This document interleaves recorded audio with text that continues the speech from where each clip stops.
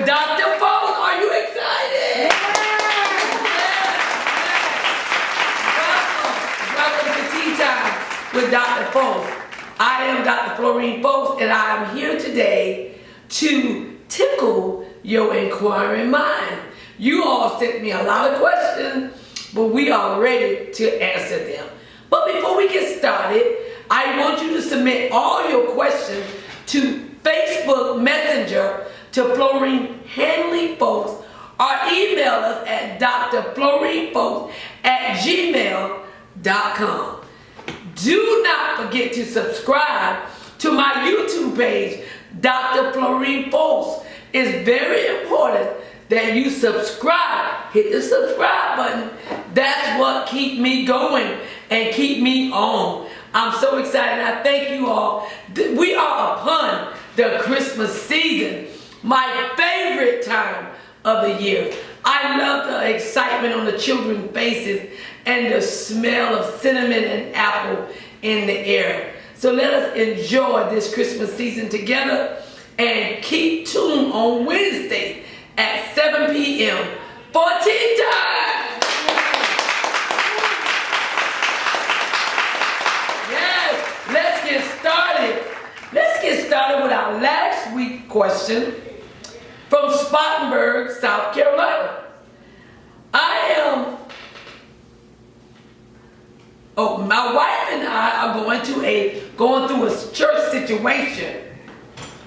I've fallen back into my alcohol addiction, and now I'm attending AA meetings. But during the last 2 months, as assistant pastor, that is my title at my church, I haven't been able to pay my tithe nor my offering because of this addiction of drinking. All my money is going to alcohol. My pastor and the deacon board met with me to say I have to step down because I'm not, number one, paying my tithes and offering, and they also found out about my addiction reoccurring, and I'm going to AA. My question to you, Dr. Foles, should I leave my church and just find me another church, or just sit down in my position until things get better? I don't know what to do concerning this church. Well, young man, you said yourself, you have fallen back into your addiction of alcohol. We all fall, but we get up. We all fall, but we get up. But we are all not in leadership position. And when you are in a leadership position, more is required of you. The Bible said too much is given, much is required. Therefore, you have to understand why your pastor, you his assistant. An assistant pastor reflects the pastor. So if you admitted to them that you're alcoholic again, you're drinking, you're going to AA, trying to get your support, and on top of all of that, you have neglected your duties as a steward over your tithes and offering, and you are a leader. A leader must first be the partaker of the fruits of tithes and offering in a church. And this is very important to your pastor and the deacon board. And the fact that they ask you to sit down until you get yourself together is showing patience with you and love with you. Now, reading your letter or your question, are you saying the pastor and the deacon board should let you remain as assistant pastor, knowing full well you admitted all your tithes and offering is going to Crown Royal, E&J, can I think of another one? Patron. They getting all your tithes and offering. So therefore, I agree with them. Sit you down till you get yourself together. But while you sitting down, you continue to go to AA, you continue to come to prayer meeting, Because prayer is what you need, my brother. And the pastor should counsel with you to find out why you fell off the alcohol truck. It was a reason why you fell off. You just don't go back to those bad habits unless there's a reason. And maybe he should counsel you and talk to you and get you back on the right track. But yeah, you're going to have to sit down because, well, I can't say I as the pastor because I'm Dr. Folks now. But I know a pastor by the name of Dr. Folks.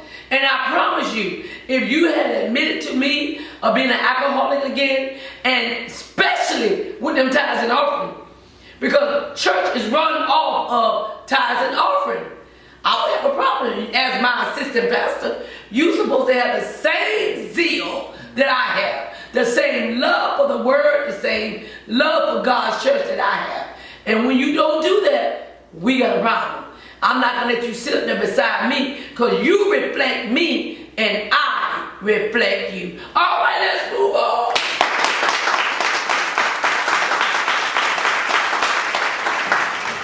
It's good. Can we get started for our new question? Yeah. Yeah, our new question. Our first new question is coming from Chapin, South Carolina. I am a 46-year-old woman, married woman of 10 years. I am happily married and have been so for 10 complete years. But I have a secret that's been bothering me for 3 years. Oh, Lord, help me. The secret is, should I tell my husband that years before I married him, I had a sexual relationship with someone close to him. This person has moved on. This person has married. And we don't even discuss it whenever I see him. But should I tell my husband about my sexual relationship with this man that I had years before I met and fell in love with my husband? I'm starting to feel guilty, and I feel like I need to tell him. This man was his brother. Wow.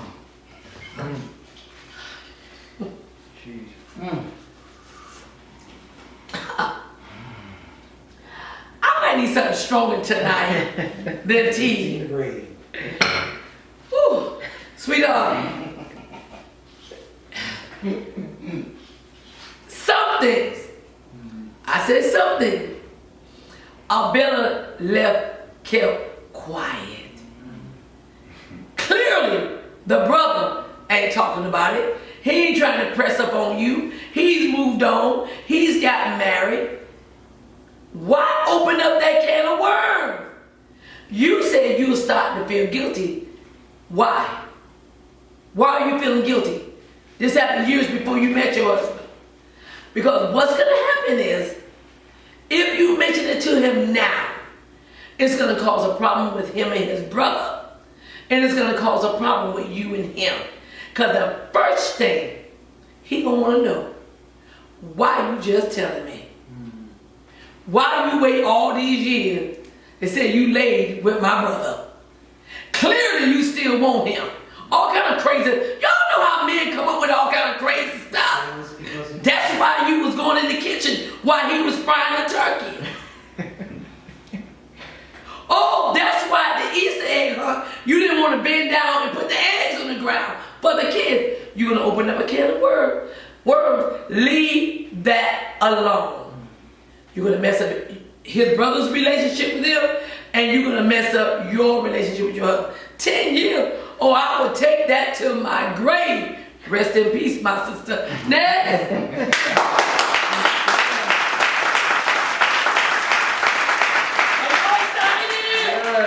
Yeah. Don't do it, young lady. All right. This next question comes from King Street, South Carolina. King Street. I'm 17 years old. Oh, this is a young lady. She's 17. And I live with my grandmother and my mom. My grandmother is abusive. grandmother to her 2 foster children. She's never been abusive to me. And if she's really mad at these foster kids, she sends them to bed with no food. My mom is on drugs and stays in her room most of the time, high as a kite. I don't want to be homeless. I don't want to be a runaway. I've seen you a few weeks ago on Tea Time, and I would like to know from you, Dr. Foltz, can you please help me help these children? What do I do? She's 17 years old. 17. She stated very clearly that her grandmother never abused her. However, she's living in the house with a crackhead mother. So she cannot go to her mother. So she comes to me. So young lady, if you're listening, you tell someone at your school about it. You go tell a principal or one of your counselors at your school and tell them not to mention that you are the one that blew the whistle. Okay? But let them know what the grandmother is doing. And also let them know that the crackhead is in the house. Crack shouldn't be around little children, foster children. So you have to tell it if you want these little kids to stop going to bed hungry. You have to tell it. Now, I rarely do this, but you left me your name and your email. I can find you. I'm going to give you 2 weeks to tell the authorities how you going to fix it up. And then you email me back and say, I did it. I told it. Then I'll leave you alone. But if you don't write me back, then I will have to take the initiative and tell the authorities. Because these are 2 innocent little children. You cannot. But I thank you for calling me. You're a very brave young lady. I'm so proud of you. I'm so proud of you. You're doing the right thing, baby. Tell someone at your school about what's going on in your home. Can we clap hands for this?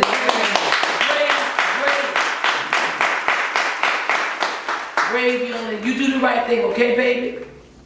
All right, let's move on. West Columbia is in the house.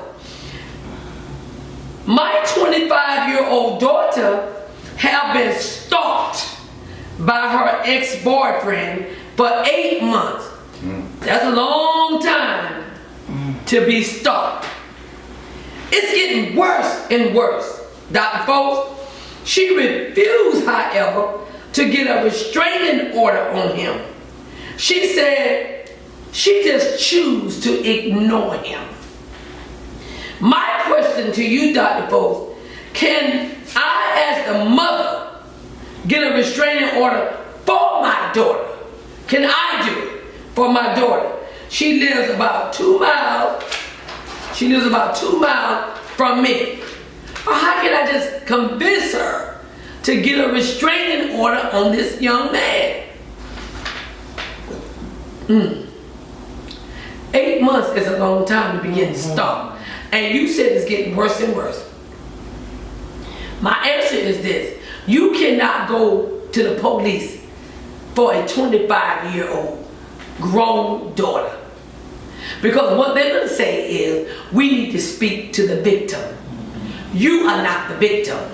I know you feel like the victim, but you're not the victim. They need to talk to her. And for whatever reason, this 25-year-old woman is playing with this stalker. I don't know. When you break up, they mad, they want you back, and we already know from the news, they drop you like it's hot. And anybody that's around her. So I would say that you continue to plead with your daughter, continue to plead with her to get a restraining order. And sometimes a restraining order means nothing to these young men. It don't, it's just a piece of paper. So you must also take her to the shooting range. Yeah, you have to teach her how to shoot. Let them teach her how to shoot a gun. Because after 8 months, he has not stopped. it will continue. But I think you're right. She needs to tell someone in legal authority about this stalking, because this is serious. 8 months is a long time. And you keep persuading her. Keep persuading her. I want to ask the audience a question out there in Facebook land.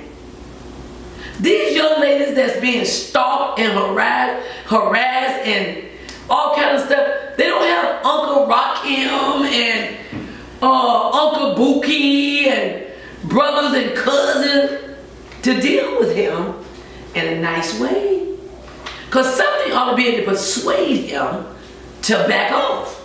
To back off. Why would this mother just slowly watch her daughter get murdered? Oh, it's coming. Oh, it's coming. Stalking ain't nothing to play with. So you persuade her and tell her it's getting serious and try to save your daughter's life. All right, let's move on. All right, Columbia, South Carolina is in the house. I've been married to my beautiful wife for 8 years. We have been trying to have children, but yet we have not been able to do so. But we're trying very hard. We are trying to continue the years of happiness and bliss that we have had. But I'm a little upset concerning an issue with my wife. I need your advice. My wife has finally admitted that her co-worker, a female, is not just her friend, but her lover. She said she loves me, she will never divorce me, and she still wants children. She said this woman is just something she always wanted to try. It's like a toy. You know, we women have toys, but this is a live toy, a real toy, a female that she's cheating with. My question, Dr. Foles, is should I just deal with not the side chick, but the licks chick as a friend? Well, she's a lick chick. She's not a side chick. As a friend? Or has my wife really betrayed our marriage vow?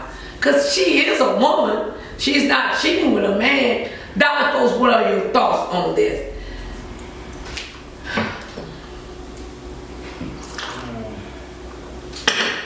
I'm going to answer this next week. Come on, let's go.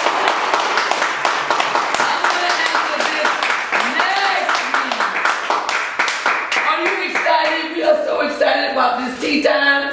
I'm going to answer that next week. And don't forget to subscribe all your questions to Facebook Messenger, to Florine Hanley Folks, and email us at drflorinefolks@gmail.com. And most importantly, go to my YouTube page, Dr. Florine Folks, and hit the button subscribe. That is very important so I can stay on YouTube for those that don't have Facebook. Thank you for tuning in, and I can't wait to talk to you on next week, and I really can't wait to talk to the lick chick, not side chick. All right, goodbye.